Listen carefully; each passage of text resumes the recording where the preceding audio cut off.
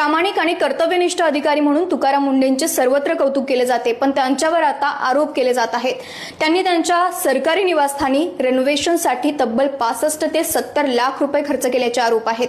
त्यांनी घरातील शॉवरच 70,000 रुपयांचा बसवला, फर्निचरसाठी 20 लाख रुपये खर्च केले, फरशी आणि प्लास्टरसाठी असा 65 ते 70 लाख रुपये खर्च केल्याचे आरोप होत आहेत। महाराष्ट्रात केवळ अधिकारीच नाही तर मंत्र्यांच्या बंगल्याचे रेनोव्हेशन देखील तब्बल 30 कोटींच्या घरात गेले आहे।